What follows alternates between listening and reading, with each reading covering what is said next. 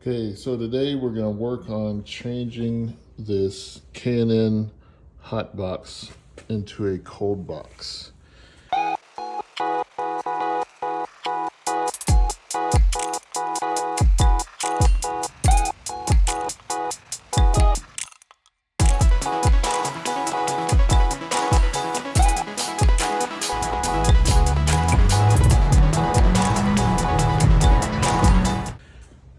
The reason being, you can see underneath, we have, it's dark in here, but there's radiator. You can probably see from this angle a little bit better. Let me zoom in. You can see a radiator back there. And we want to kind of close this out. Right now, that any air coming in is just blowing straight into this open area. And I don't think it's really doing any benefit. Right now I'm experiencing a decrease of intake temps by about 16 degrees versus the engine itself. So let's see if we can improve upon that. So we have a piece of sheet metal. This is where it is. I believe I got this from Lowe's. First, we're going to spray it with brake cleaner, just so it can be ready, get all the oil off of there that was protecting it, because we'll need to spray paint this down with high temp engine paint. But just as all to get this ready. Okay, so what we're going to be working with is this cardstock. It's not a full cardstock, but just something to hold its shape and its mold. This is 8.5 by 11. We can use this to kind of start measuring out and forming a model. Yeah, I could come in here with just a ruler and start direct measuring things, and maybe I will. But sometimes it's just kind of folding a paper, seeing how it fits within here. Just because we got some weird angles and things like that, it would be hard to get a ruler in there. Yeah, you could use a tape measure, but again, in the end, what we're building is going to be solid, so we can kind of start with the solid pieces and start shaping it out. But once we're done, this will become a template to cut out the sheet metal. Okay, so just a little initial inspection. You can see that this piece right underneath here from the original K&N box is fitting flush up against this piece right here. So we're really only looking at trying to cover this area here without messing up the wires, without rubbing against this hose, but just trying to have a nice distance, a nice clearance going around here. Again, not hitting up against any of the wiring harnesses, but just basically trying to close some of this off. So all the air coming in is actually going into the filter. So our next step is just to remove this snorkel. So now we can see the area we're working with. We can see where the snorkel is resting comfortably on that, so we don't really have to worry about that area. But if you look down below, look at all of this open air right here where we're losing any air pressure coming in. So yeah, if you're going to use the wide mouth intake that goes right here, it would do no benefit if all your air is just blowing straight out into the atmosphere. What I'm looking for is the attachment point. So we have this screw right here that we'll be able to mount with. There's really no additional built-in mounting point, so that'd be our single point of mounting. And if you see back in here, the hole gets larger underneath there as well. So we'll see what we can do. And there's another mounting screw way down there. So what I want to do with this cardstock is go ahead and fit it up underneath here where I have enough clearance to basically be able to bolt it to that screw down there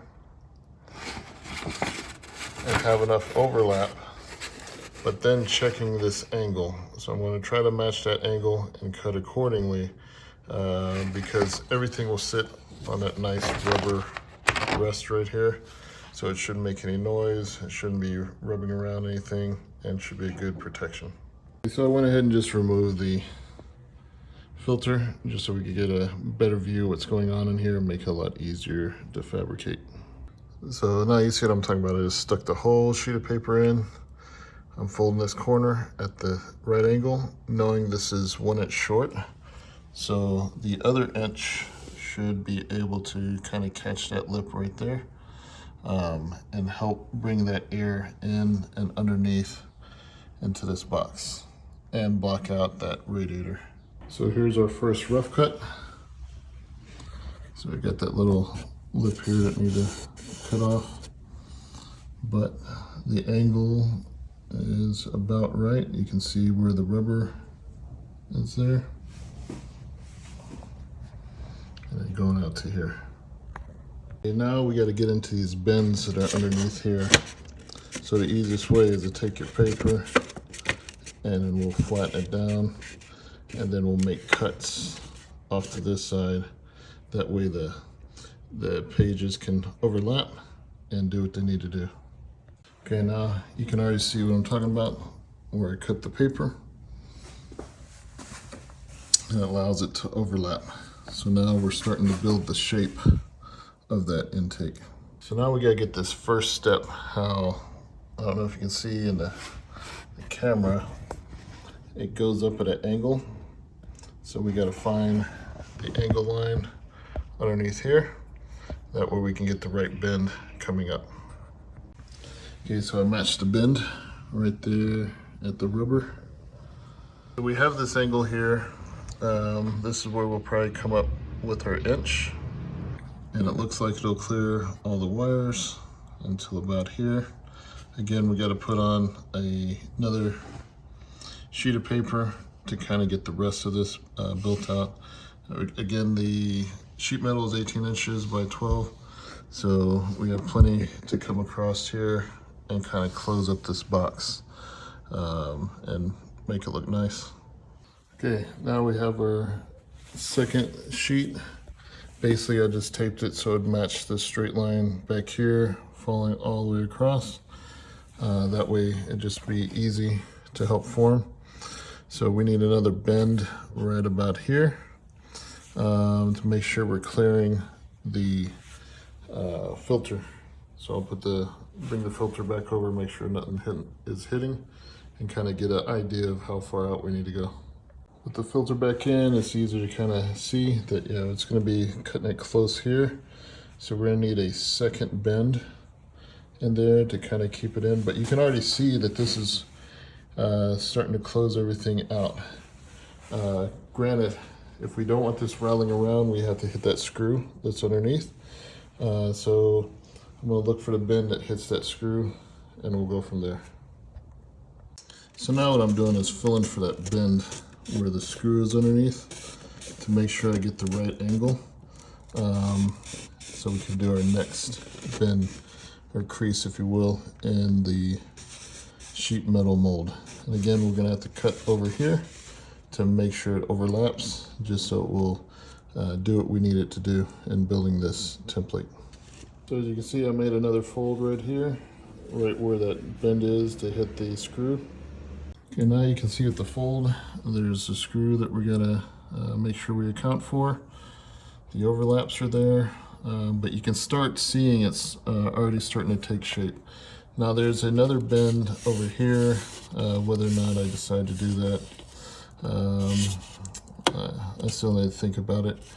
Is it gonna make a big difference? The main thing is getting the air from this area reflected down here into here and have it begin to spin and fill that area, fill this whole cavity, and close out as much as I can. Of course, the top's always going to be open, but once we put the hood down, you can see the hood rubs right here. And so the hood will seal everything except for this little piece here. And I'm not really worried that much about that. I don't think that'll do much of a difference, because once all the air is directed in here and the pressure comes up, it should blow out through this top, whatever's not going in. Again, I have to prove it with science, but that's what we have so far. For this, I added an additional fold, as you can see through here, to start getting the dimensionality shape going. And it's already starting to make a triangular shape right here, where the air inlet should basically come across here and start blowing straight in. Again, we got like another inch that we can come back around and kind of wrap around it. But you can see how the shape's starting to come together.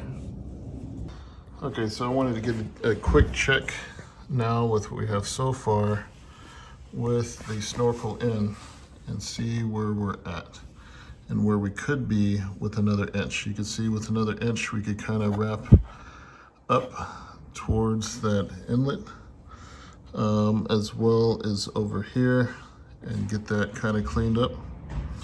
So it's looking pretty good. I think this will make a difference.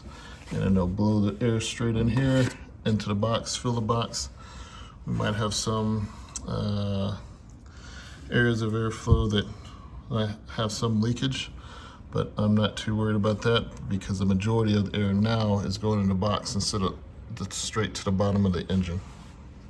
So you may be wondering, how am I going to get that screw down there? And so I was basically kind of thinking about that. I might take a scrap sheet metal and build a L bracket to go there and then rivet it in here. I plan on riveting everything because I bought a rivet gun for my Volkswagen that I used to have. So it may come in handy for fixing this. So now with this air inlet in place, I think I'm gonna go ahead and mark it just so we can start getting the exact dimensions on the actual template itself. Since everything is kind of bent the way it needs to be bent, and then I'll bend it by hand to get it a little bit further into detail, just so the shaping of this can be more exact. So now you see why we couldn't just do this with simple measurement tools. You got to build as you go, make adjustments, and in the end we'll flatten all this out, put it on sheet metal, trace it, cut it, and we'll be back in business. You can see where I got things marked out. Ended up doing double lines, but the wider line that goes this way is the one that I want, just to make sure I clear on this side. And if the fitment is not right, you'll have to bend like I did on this one. You can see I bent this in to match the angle where my lines were, to make sure it wasn't bowing out this piece of metal here. Well, it's going to be metal. So the template will be exactly the way you want it. Now you can see we added another inch to our 11 inch to make this a full sheet of 12. That way we can retest and see where we're at. I also added 2 inches to this side, which is going to be now this side, just to see where we're at with that, closing off that area. Now you can also see I trimmed a little bit out of here to fit better into this area. Okay, now with everything in, we can kind of get a better idea of where we're at and where we want to be on this side, and can also see where we're at on where all of this joins together into here, and kind of see what's going on. And that's going to be right at the end of our 12-inch width, so it's going to be pretty tight. So I'm just want to look at this area and make sure I'm not rubbing up against this little connector here, but those are some of the fine-tuning things. One thing I might do is see if we can just go in, bring the aluminum inside of it, if that is a better solution, just to make sure it's not rubbing. But anyways, now we're into the fine-tuning and trimming. Now what we want to do is take our marker and kind of just get a rough estimate of where we're at. And I'm just trying to follow the body contour lines, if you will, and stay as low as we're staying over here with all of that information. And now we're going to come from here and from here all the way up to about there. And keep that contour going. And so we'll use a ruler to do that to keep all that straight. I can already tell in there where I have my 1-inch line, where I extended it out. That is where I'm going to want to put a fold to help fabricate this and get a good angle to keep that air in. And then we'll start tightening it up. And then I'll double check in here, even though I made the line outside here. I just need to see how I want to work this, where this is coming in all at once. So right now I just made marks all around the tube, just so once I pull the paper out I can kind of see what's going on. I think I even made some down in here. Yeah, you can see it back there. Just to kind of get an estimate of where all of this air and force is coming in to redirect. Okay, now to do the final measurements. I got everything in there. Now I'm just going to make marks where everything closes, just so we can have everything tight where it needs to be. Now you can see I already did the marker line. Now we're going to test fit the snorkel back in and make sure everything's still good to go. You can see it barely touches. I was putting tape in where the lines were to make sure it held its shape before I put it back in, just FYI. And I have nice built-in curves here because I'm going to cover all that with tube with rubber hose. So with it pulled out, you can kind of see that it already has its shape going on. And then we just got some minor details to fix and make sure we got some good points where we can go ahead and do the rivets to hold it all together. Okay, now I got everything reinforced with extra tape to be as rigid as the aluminum will be, or the sheet metal. So we'll try it with this and see if we have any fitting problems. Like a glove. So now you can see that we got everything the way we want it to look.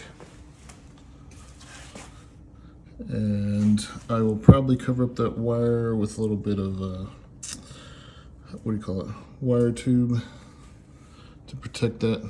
Make same thing with this. Make sure anything that could rub at one of those edges of the sheet metal over time will not cause or rub a hole through it. But that's pretty tight. Everything's going to be where it needs to be.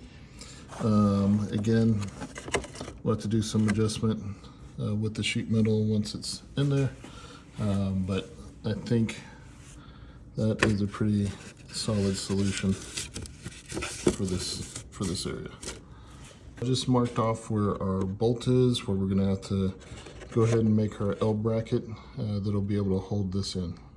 So now we're going to take a piece of our material and go ahead and start bending up and forming a rough idea of that bracket that's going to go on the side of our box.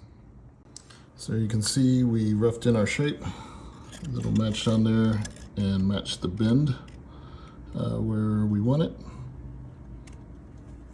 And then we'll take out the screw to actually mark the actual hole and have it good to go. There you go. Here's our rough bracket that will go in and fit where that screw is. And I made it tall enough to put a good structural strength on the side of that box to hold it up. Okay, I'm back from AutoZone with 3 feet of fuel hose and some VHT black matte finish to match the K&N cold air intake box. And here is the number I'm using, the Duralast 3/16, if you want to look it up. Okay, so now I have my pattern all marked out on the aluminum, including the L bracket down here. Now I just got to cut it out wearing gloves and using the sheet metal shears. Okay, so you can see got everything cut out. Went ahead and put my pilot holes for the side mount.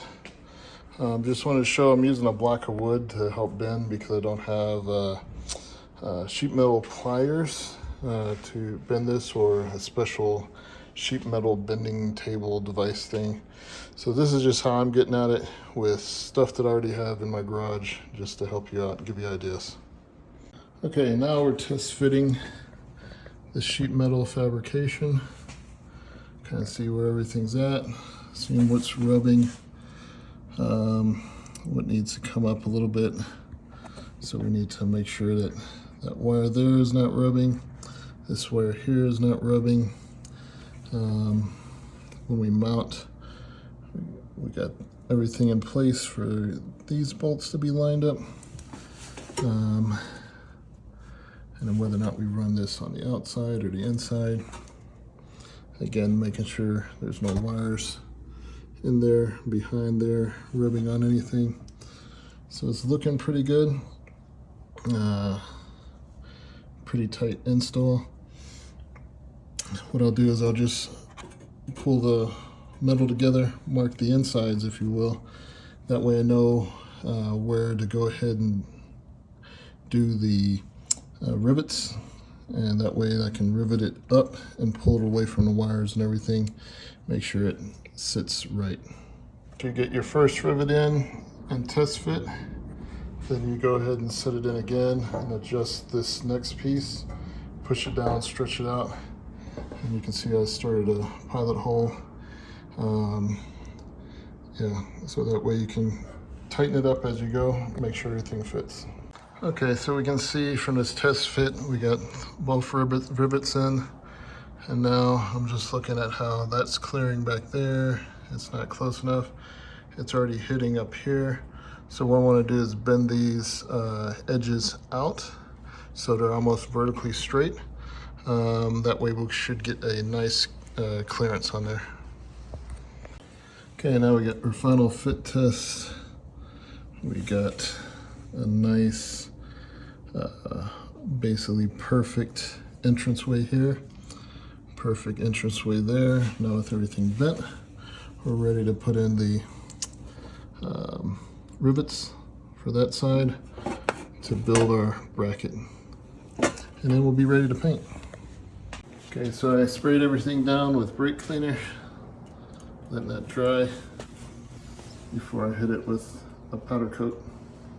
Now we're ready to paint. We're gonna do light coats.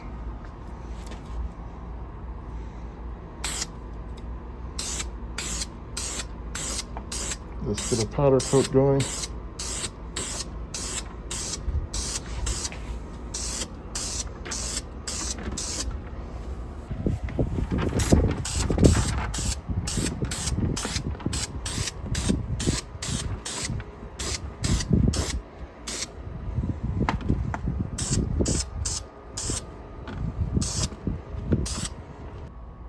Just like the engine cover, we're going to wait 10 minutes for the powder to dry.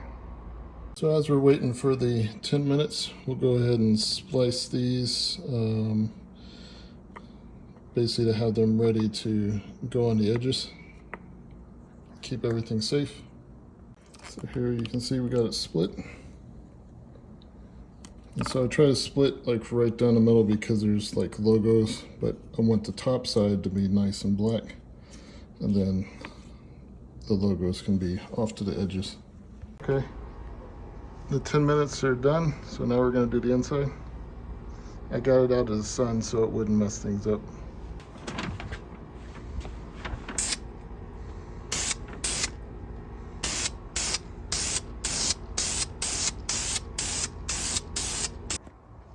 While the inside's drying, I'm going to go ahead and do the second coat on the outside.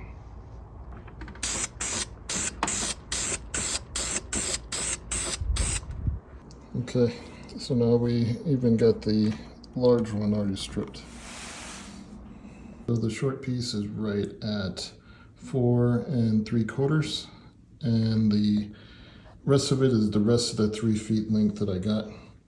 And I'll cut it down to size, but there's one sharp bend that I want to put this on to make it easy. Now it's time to make the second light coat on the inside.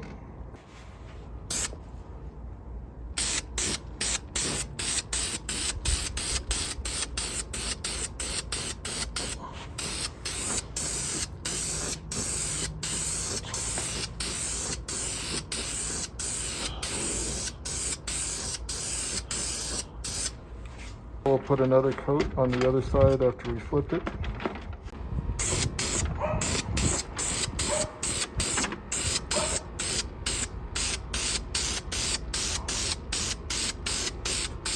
So as we wait for the paint to dry, I thought earlier I talked about this. I want to make sure this is in a good spot.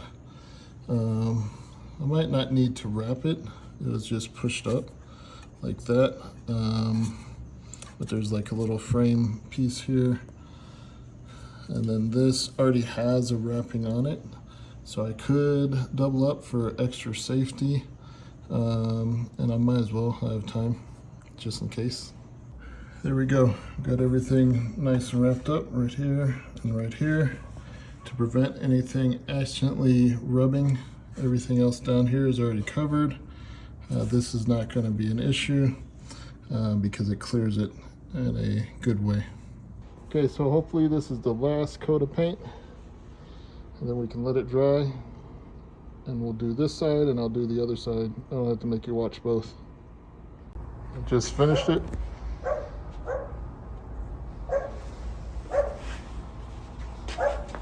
There you go. It's covered inside and out, ready to dry for an hour or 3, I think. So if you want this template, I'll give it to you free. You'll have to go to K5 Owners webpage. I'll put the link in the description and you can download it from there. This is actually the intercooler. I keep saying radiator, but it has the same function as a radiator. It's cooling the air. Okay, so here is the finished product. It's a little bit shinier than I want it to be. It's supposed to be it's still a matte, but has a matte with a shine, maybe because of the thickness of the paint, but it's ready to go back in. Need to put the safety edges around everything, but yeah, I think it's ready to go. Okay, so I have it mounted in. The screw that was on the other side, it's nighttime now. Mounting it, holding it in. What I noticed is these want to come off. So I remember watching a video with somebody else doing one of these custom. Basically, I'm going to snip the top some here and go bend the metal left and right to kind of make hooks for this hose to grasp onto and not pop off of. So that's what I'm going to do now. Okay, so everything's in. It's holding on pretty good. Now ready to put the filter back in and the snorkel. Now this is the final piece. You can see like a perfect fit. There you have your rubber edge. That way we shouldn't have any problems with vibration. And there you have it. We'll check the temperatures tomorrow and go from there. That's it.